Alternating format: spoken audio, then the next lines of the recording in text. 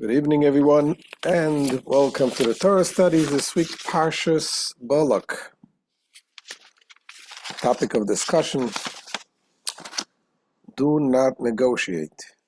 Sometimes it's better not to answer at all.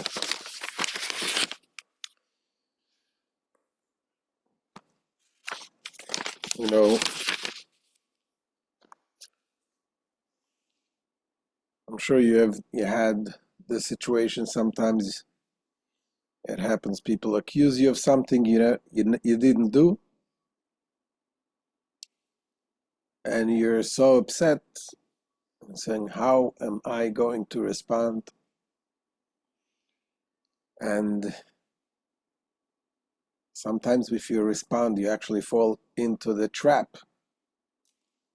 That's something that is so ridiculous that you're being accused of, and and he knows that this is not true.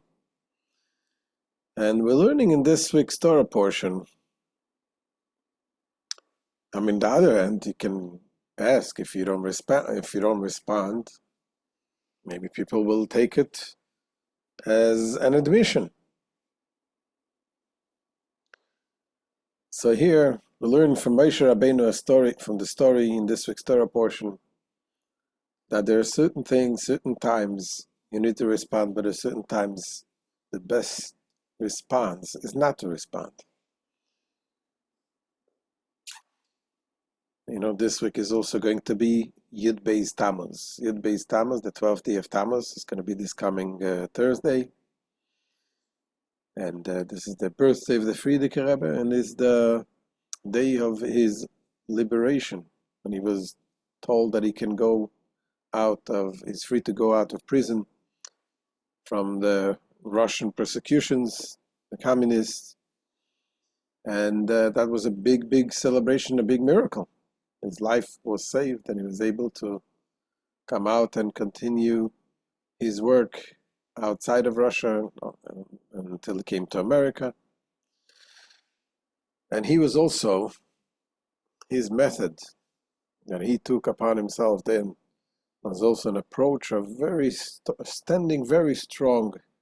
And we're going to talk about this a little more later, how sometimes when it comes to a certain situation, you just have to know that you have to be firm, you have to be strong with your beliefs, and not to fall into the trap.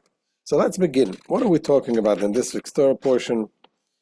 So in Parshas Balak, the majority of the portion talks about after the war, after the Jewish people conquered the great giant Sichon, who was the protector of the entire region. Then Balak, the king of Moab, got scared, and he knew that with the Jewish people, you cannot win. You cannot win in conventional ways. And he hired Bilam, the prophet, to go and curse the Jewish people. He knew that this prophet had power, and if he cursed them, his curses would work. However, long story, the whole portion talks about how as much as he tried, he was not successful. Because Hashem, God, did not allow him to curse. And in fact, everything turned around. The curses turned into blessings, to the point that one of the most wonderful blessings that the Jewish people ever got came through the prophecy of Bilam, that wicked Bilam. He prophesied about Mashiach. That's the only place in the Torah itself that talks about the prophecy about the coming of Mashiach. However, after this story that he couldn't succeed, and Baruch Hashem, the Jews came out, and no harm was done. Bilam found another trick how to trap the Jewish people. And that was by enticing, by telling the Midianites and Moabites to get their daughters to seduce the Jewish people. And this way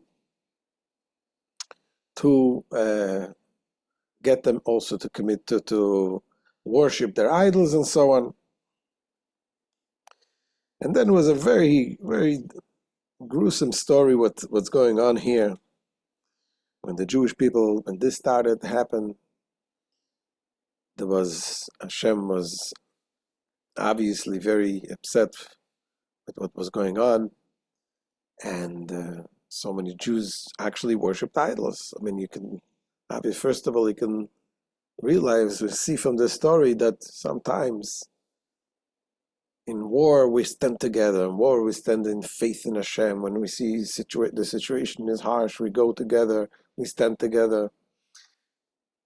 We have to be more careful when times is not at war, when we're in peace with the neighbors.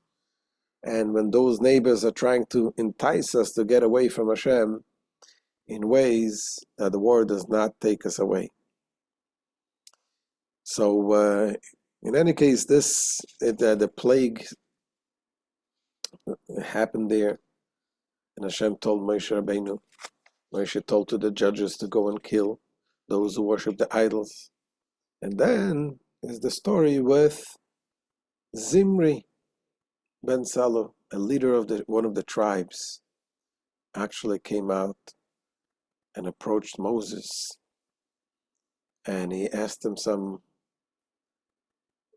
with big chutzpah, with big audacity, came brazenly humiliating the Jewish people, taking this daughter of Cosbi Batsur, the daughter of the king, and asking Moses, why can't I have her?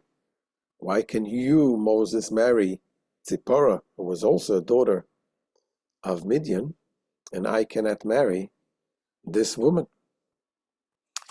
So let's see inside the way it's recorded in the story in the Torah, and we'll take it from there.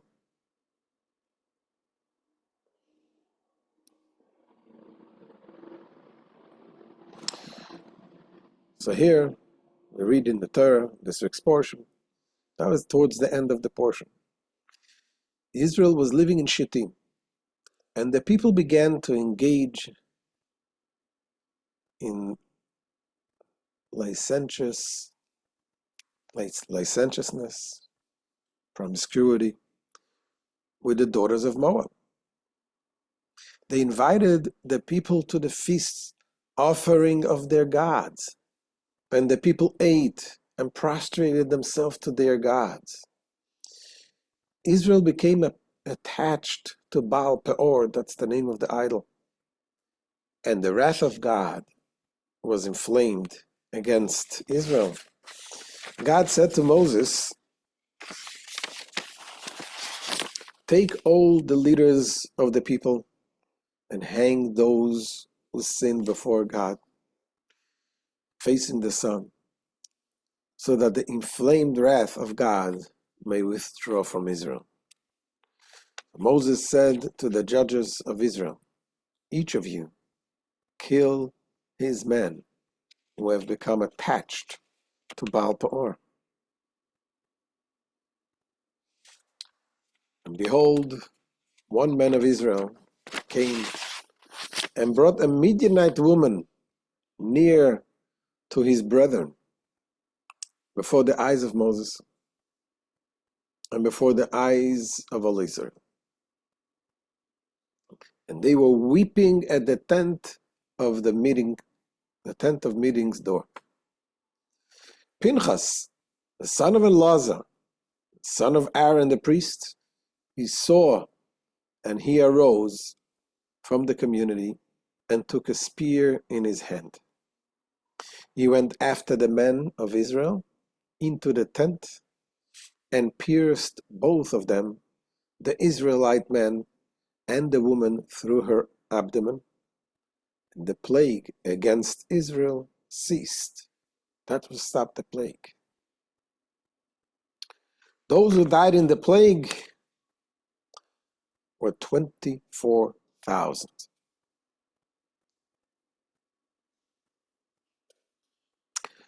So this is a very disturbing story.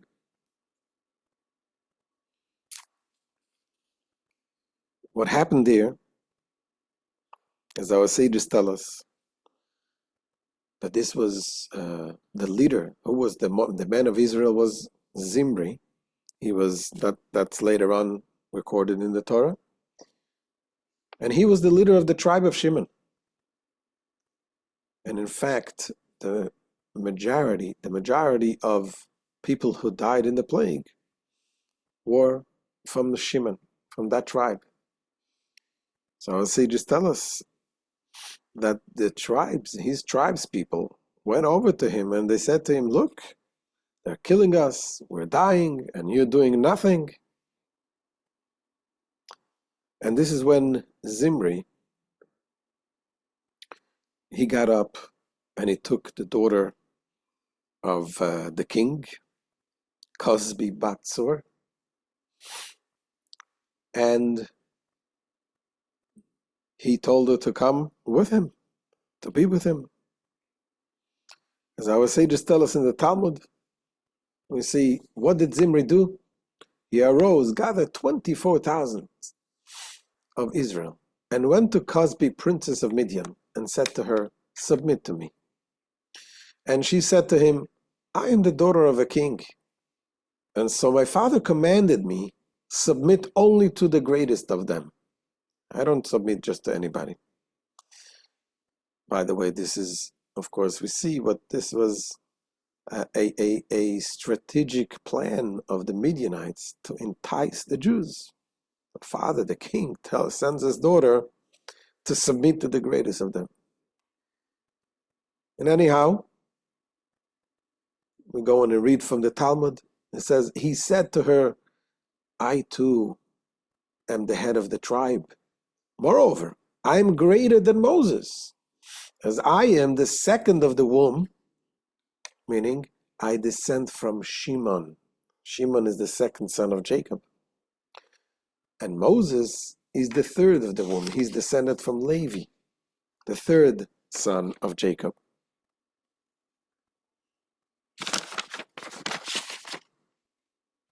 And Zimri seized her by her forelock and brought her before Moses. And he said, "Son of Amram, is this woman forbidden or permitted? And if you say she is forbidden, who permitted the daughter of Jethro to you?" The halacha eluded Moses. Moses didn't answer, didn't know what to answer. Or at least that's what it sounds like. All the leaders bewildered, all the leaders bowled in their weeping. And this explains that which is written, and they wept at the tent of the meeting's door. And it is written thereafter, and Pinchas son Elazar saw, and so on, and he did what he did. And the question is, why was Moses silent? Why didn't Moses answer a very simple answer? If you think about it, Zimri is saying to Moses, "Who permitted you to marry Tzipporah?" Well, Tzipporah was married, Moses married Tzipporah before the giving of the Torah. And obviously, when they gave the Torah, they all the Jewish people received then the national identity. So why didn't, while obviously Cosby was not Jewish, so why doesn't Moses just answer Zimri a simple answer? She is not Jewish. Tzipporah converted. Simple.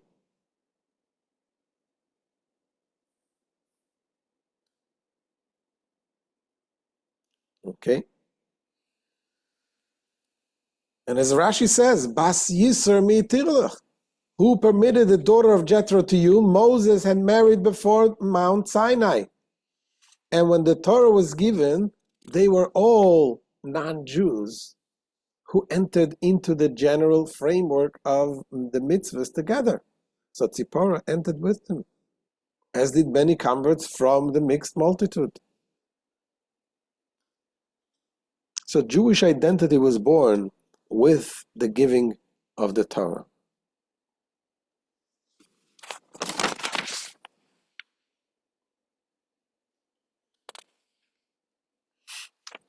So that's the question. Why does Moses not answer him? And the question is also, what about Yisra? What about the Zimri? Why does he ask such a stupid question? Doesn't he know? After all, Zimri was the leader of the tribe. He was a very great scholar. He knew exactly what the situation. He knew exactly the difference between Tzipporah and this woman, Cosby. Why does he answer such a question? And why doesn't Moshe Rabbeinu answer?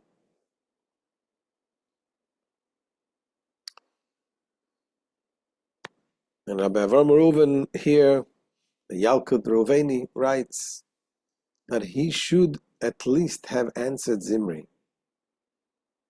He could have said, Halacha came into force when the Torah was given, or I converted her. Then perhaps Zimri could have responded and returned in Teshuvah. And God accept all returnees. So obviously there is something deeper to it. And the answer is that Zimri's complaint was a whole different complaint. He wasn't complaining about the fact that Tzipporah was not Jewish, was a convert, because that's obvious. She was a convert. That was the answer. That's why Moses was allowed. The problem was, as the Rebbe explains, that Zimri is saying to Moses, a convert is not allowed for a Cohen. A Cohen is not allowed to marry a convert. There's specific laws about the Cohens, what they're allowed and what they're not allowed. As the Maimonides says, a woman who converted or was freed from slavery, even if she converted or was freed when she was under 3 years of age, being that she is not a daughter of Israel, she is forbidden to marry a Cohen. Just like there's other restrictions, a Cohen is not allowed to marry a divorced woman. Many restrictions, some restrictions that the Torah says about the Cohens. So that is what Zimri was saying to Moses. Yes, she's a convert, but how are you allowed to marry her? A Cohen is not allowed to marry a convert. But I'm sure you're going to ask the question, wait a second, was Moses a Cohen? Moses wasn't a Cohen. The Cohen was Aaron, Moses' brother. Moses was a Levite. But the answer, of course, is that Moses indeed was a Cohen himself as well. At least in the time of the inauguration of the temple, Moses was a Cohen. He was serving as the high priest. And the Talmud tells us that there's the opinion that Moses, his priesthood remained with him. In other words, the holiness, the privilege of being a Cohen, even though in action he wasn't serving as the Cohen, but in other words, his brother Aaron became the high priest. But nevertheless, Moses was still the Cohen. And this is from the Talmud in Zvachim. Rav said, Moses, our teacher, was a high priest and would receive a share of offering consecrated to heaven As it says, it was Moses' portion of the ram of inauguration. And then the Gemara goes on to say the priesthood only expired for Moses' descendants. Moses' children were no longer Cohens, but Moses himself remained a Cohen. As it says, but as for Moses, the men of God, his sons are named among the tribe of Levi. So the sons became the Levites, Moses remained the Cohen. And another verse it says, yet it also says, Moses and Aaron among his priests, and Samuel among those that call upon his name. So we see that Moses was the Cohen. And that is the question. That is the question. How can Moses marry Zipporah? If he was a Cohen, Zipporah is a convert. A Cohen is not allowed to marry a convert. So that was the question that Zimri asked. Is this woman, if you're telling me I'm not allowed to marry that woman, Cosby, what about you, Moses? How could you marry someone that the Torah prohibits to marry? You're a Cohen. She cannot be married to you. You cannot marry her. She's a convert. The answer is, how indeed was Moses able to marry Zipporah if he was a Cohen? And the answer is because their law says that a Cohen who married before he became a Cohen is allowed to keep it. And that is exactly what happened with Moses. Moses married Zipporah before he became a Cohen, and that is why he is allowed to keep it. But you're going to ask me a question. How could a Cohen marry someone before he becomes a Cohen? A Cohen is born a Cohen, except for Moses. But the law is talking about regarding the Cohen Gadol, the high priest. So we said a Cohen is not allowed to marry a convert. A Cohen is not allowed to marry a divorced woman. But then there is more restriction regarding a high priest. The high priest is also not allowed to marry a widow. A regular Cohen is allowed to marry a widow, but the high priest is not allowed to marry a widow. And this is where the question comes in.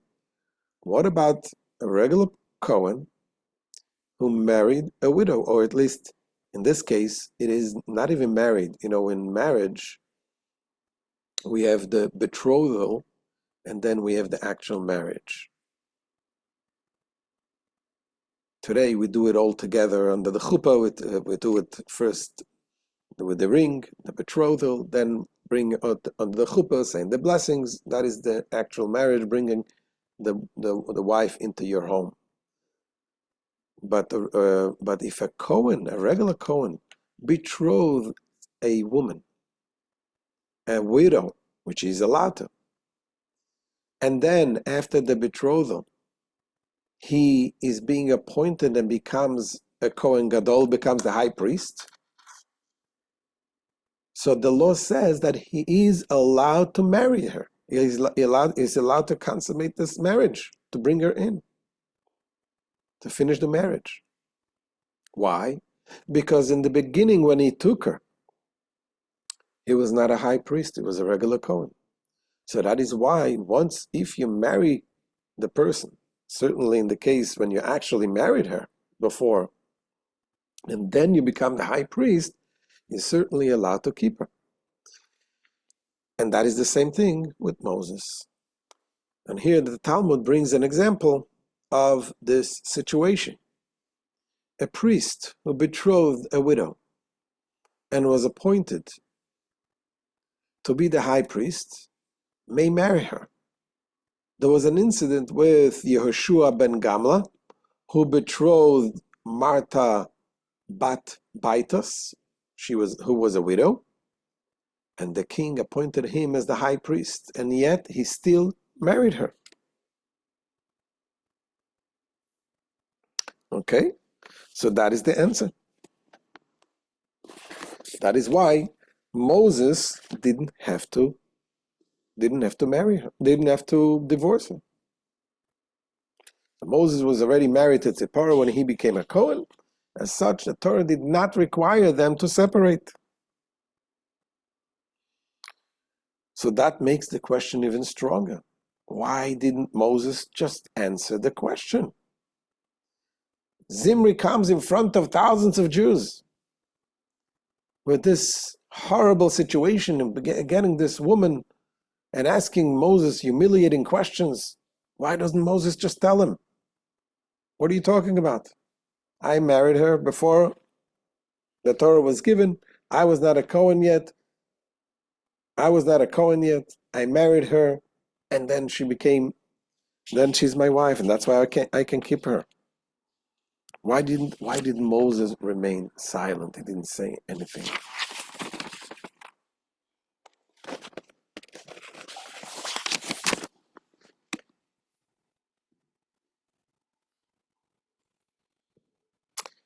So that's what we're talking about in today's class. Moshe had his reasons for not responding. The Rebbe explains that Moshe's silence was strategic, because sometimes dignifying a dishonest question with an answer only makes matters worse. Says the Rebbe, we do not always seek to answer the questions of others. Sometimes their question can be so impertinent as to make a Midianite seem permitted. The whole question was in such a way to bring the Midianite and tell him just to justify his actions. When the other person honestly intends for the sake of heaven, we must answer, even a fool, according to their foolishness. But if the other person poses a question in Torah terms, with the intention of permitting what the Torah forbids, we must take the approach of do not answer the fool according to their foolishness. Victory is achieved over such an opponent not by engaging in rational debate, but by displaying logic-defying strength. So Moshe Rabbeinu here is teaching us a lesson. What happened with Zimri, when he comes with his audacious questions, with his chutzpah, gathering all the Jews under these circumstances, Moshe is not answering him. The silent is the best answer. So a question asked in bad faith does not need to be answered. A display of strength, however, is an appropriate response. That's what Moshe Rabbeinu was standing strong. Rabbi Shlomo Even Gebirol, he was a 11th century sage. And he said the following: so says silence to the fool. Here is your answer. Silence is the answer to the fool. You see, there is a verse in the Proverbs, two verses that seem to be contradicting. And those two verses are actually adjacent to one another. Proverbs chapter 26, verse 4 and verse 5. Verse 4 says, do not answer a fool according to his or her folly, lest you become like them. And verse 5 says, answer a fool according to their folly, lest they be wise in their sight. What does that mean? I don't think we ever saw such open contradictions in the Torah, in the verses, and one verse right after the other. What does this mean? And in fact, the Talmud tells us there were some sages who wanted to bury, to conceal, to suppress that book of Proverbs because of this verse. Statements like that can confuse people. You don't know what that means. This is a Talmud in Shabbos, page 30b. The Talmud tells us they sought to suppress the book of Proverbs too because its statements contradict each other. And I go on and say, and what are these statements that contradict one another? It is written, answer not a fool according to their folly. And it is written, answer a fool according to their folly. However, they come up with explanation what that means. And the sages, they figure it out. And the Talmud offers various examples to explain what King Solomon was getting at with these two verses. But for simplicity's sake, let's read what Rashi explains. Rashi summarized it and said as follows. The idea contained in these two verses is explicit within them. He says, do not answer him or her in a matter where answering will only bring you down to their level. That's what it says. Do not answer him, lest you be like him. If the answering will bring you down to their level, then don't bother answering. But answer a fool in a matter where if you do not answer them, they will be wise in their own eyes. In other words, if there is a sincere question asked, if someone sincerely wants to know the law, then indeed you answer them.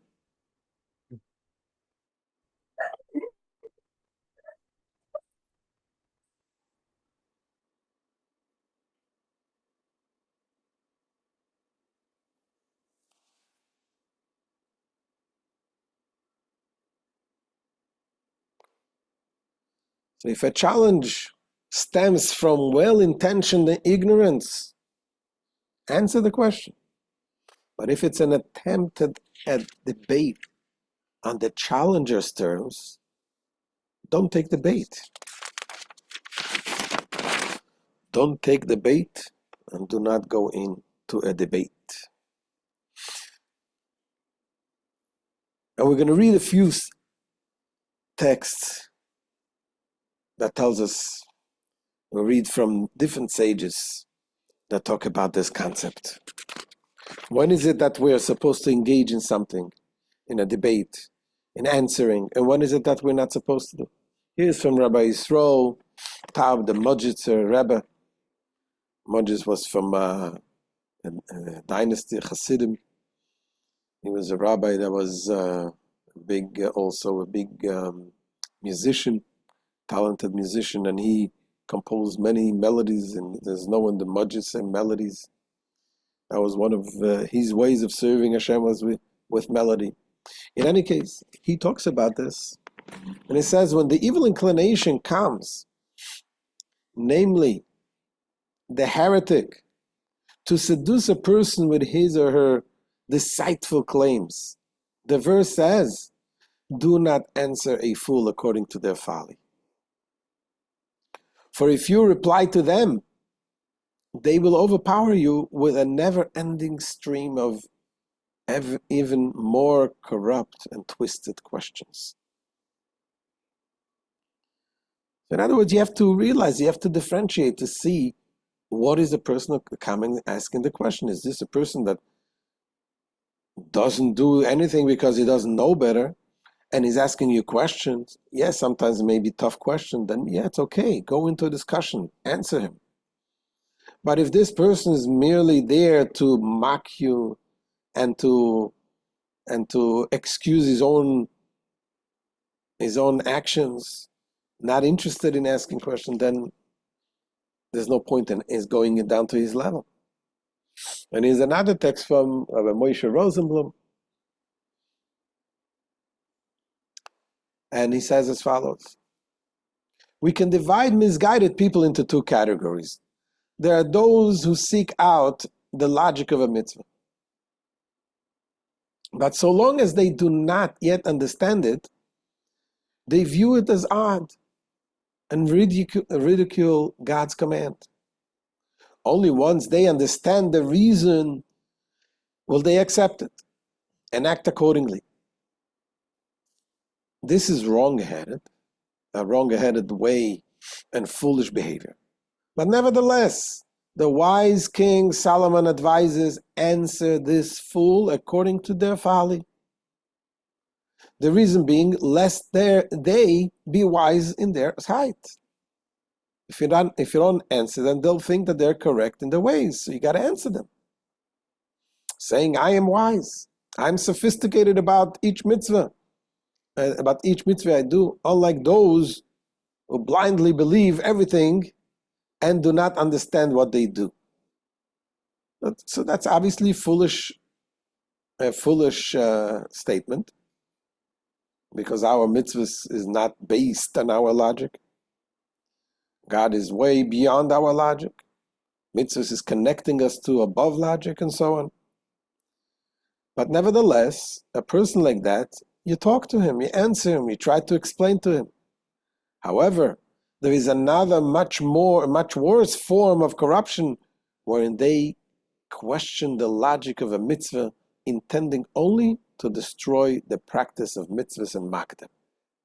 They present their challenge as an innocent question, only to hide their intentions from the questioned, posing it deceptively as if they were inquiring about the reason for a mitzvah. The wise King Solomon trusts us to discern the intention of a challenger. When we understand they come to deceive, seeking only to excuse and justify themselves, the verse warns, do not answer a fool according to their folly, for it will do no good, and they will only mock your words, lest you become like them. Warns that verse, lest you become like them, it warns that you will only be burned by the tongue, flames, and trapped in the snare of their mouths.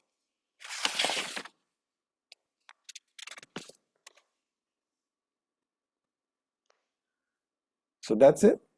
Discerning the intention. If one is open to viewing the mitzvahs, reasonable, have an honest conversation, talk to them.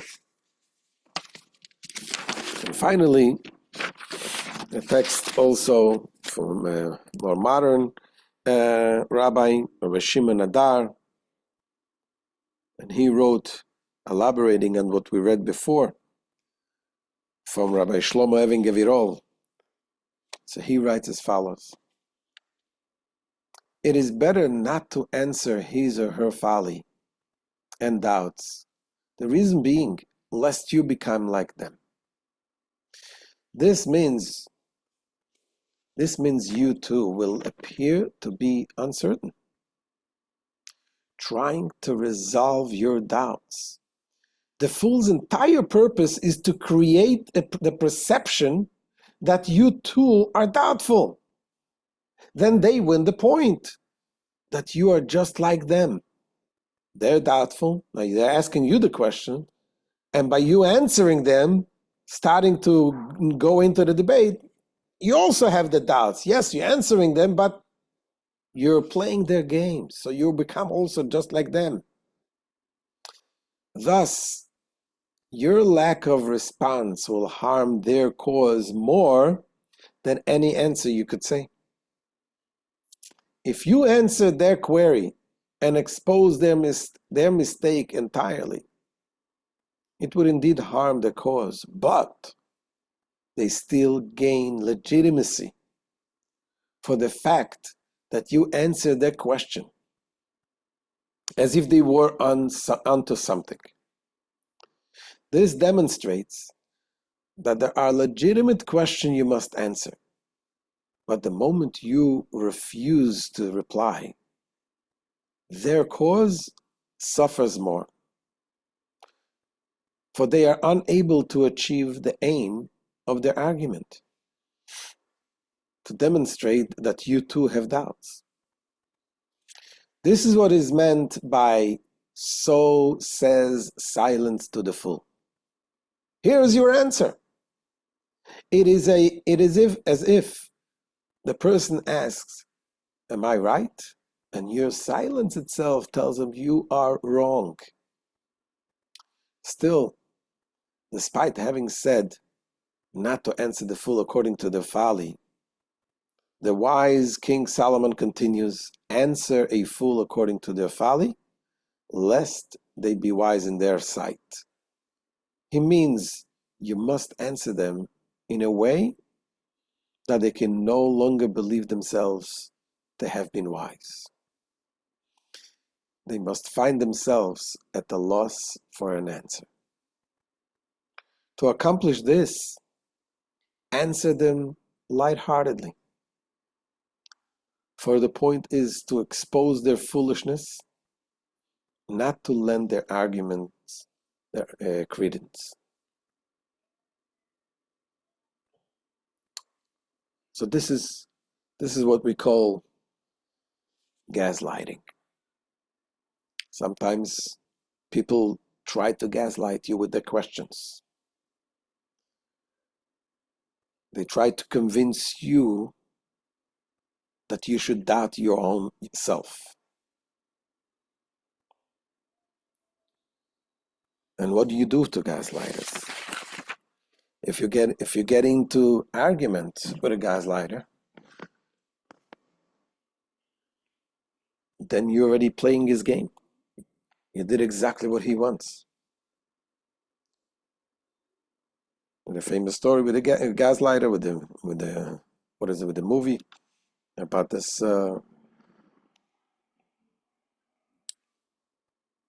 husband that tried to convince his wife that she's going crazy, she's going nuts, doing things at night in the house, and turning on the light, turning on the gas, and she says, "Somebody's here, somebody's making noise," and it's like, "What?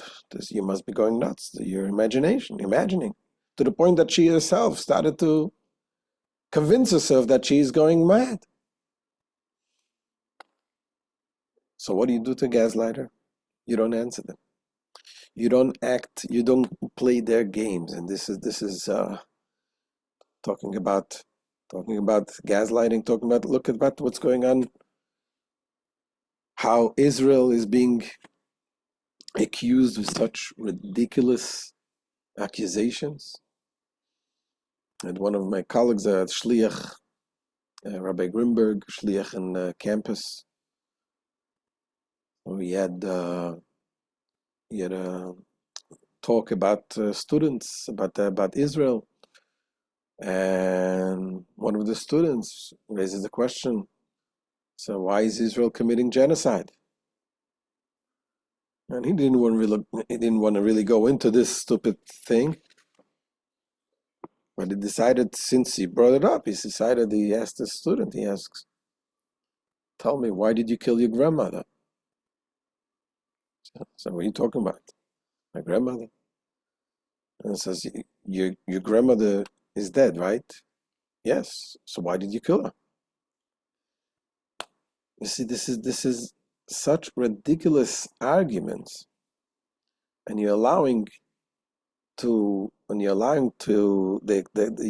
giving dignity to the question.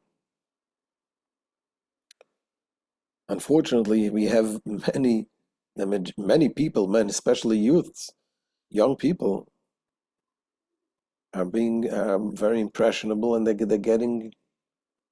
being gaslighted, frankly, from this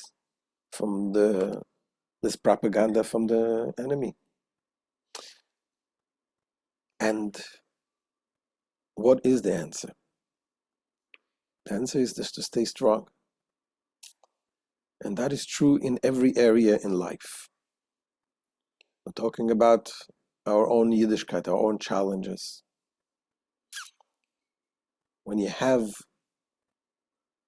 is the story of Rabbi Amnon who composed the special prayer of Yom Kippur by Amnon of Mainz. There's a special prayer Rosh Hashanah and Yom Kippur we pray in a Sana Teikef. Could be you heard the story before. The story goes about, it was a very tragic story, that this rabbi was summoned by the priest, by the bishop. He befriended him and tried to convince him to convert. And again, he spoke to him again and again. And at one point, he pushed him so hard, and the rabbi says, you know what, let me think about it. Give me 3 days. But immediately after he left the house, he said, well, what did I just do? What did I say? Let me think about it? Talking about converting? Let me think about it? He was so upset. And after 3 days, he didn't come back to the bishop. And the bishop obviously sent to bring him over. And he said, why didn't you come back? So he tells him, listen, I said something that I shouldn't have said. There's no way that I would consider living God, my God, and converting. He says, I deserve my tongue to be cut out because of what I said. And the bishop said, no, your tongue spoke very well. Your legs that didn't come here, they should be cut out. And he did amputate his legs in such a cruel manner. And he then cut off his hands, and he sent them home on a wheelbarrow. And the next holiday was Rosh Hashanah, and he was brought to the synagogue, and he asked to be placed in front of the Aron Kodesh, the Holy Ark. And in front of that ark, the open ark, he composed the prayer. He prayed the prayer that he composed, talking about the judgment of this day, the powerful Almighty God, and so on. This is his coming to realize it, and a few days later, I'm sorry to finish the story, unfortunately the tragic end, a few days later he passed away.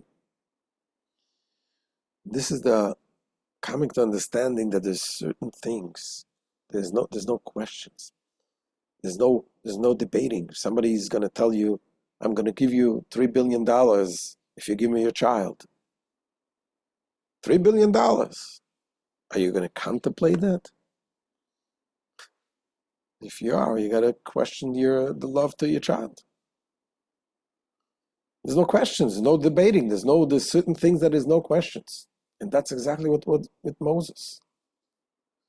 When he comes, Zimri comes with a question with what this Midianite woman, am I allowed to have her? Am I not allowed to have her? How come you having it? There's no questions here. You don't dignify that question with an answer. And Moshe remained silent. And that was the biggest answer. It was in 1978. It was the Menachem Begin came here to the United States in Camp David to have the peace talks with Egypt, with Sadat, President Sadat, and President Carter was mediating. Of course, the Rebbe was so much against this, against giving the land. But anyway, today we see all the results, the terrible things that once you give, then they know that there is the idea of giving. Then they want to take more and more and more and more, and the whole world comes to see that. Listen, you yourself say that we have to make peace for land for peace. But in any case, I'm digressing. So at one point in the negotiations, Carter put so much pressure, and Begin gave up the whole Sinai. They gave to give it away to the Egyptians, the Sinai Peninsula. And at one point, President Carter told Begin that he wanted to talk about Jerusalem. And Menachem Begin says, absolutely not. So President Carter says, no, we're not talking about negotiating. We're talking about discussion. There's no harm in discussions. He says that absolutely no discussion whatsoever. And then he tells President Carter that a special prayer we have on Yom Kippur and Rosh Hashanah, Unetane Tokef, that was composed by Reb Amnon of Mainz. And he tells him exactly this story, what I just told you. And he said to President Carter, you see, there's certain things that are not up for discussions. Jerusalem is our eternal capital of the Jewish people, and that is absolutely not up for discussions. And guess what? It never came up. You see, if we would be strong about the rest of the negotiations, so in the same way, nothing would be up for discussions. And that is the idea that there's certain things you have to just stand strong. There's no discussions. There's no debate. This, says the Rebbe, was also the previous Rebbe. When the communists made all these decrees against Judaism, against teaching Judaism, against opening schools for children, and the Frierdiker Rebbe defiantly went with no discussions. And they told him, some rabbis told him, according to Torah, not everything has to be given your life for. Certain things, it's not everything you have to give away your life. But by the Frierdiker Rebbe, there was no such thing. He was so defiant, risking his life, sending his Hasidim in places where they knew that they're going to be shot if they get caught. And they did get caught, and they did get shot. And they were sent to Siberia. And when they were shot, they sent other Hasidim to keep Yiddishkeit alive when they wanted to uproot the Yiddishkeit. And that was the strength that the Frierdiker Rebbe gave us. That was the story with Pinchas, when Pinchas went and stopped the decree by going and doing the right thing, by killing them both.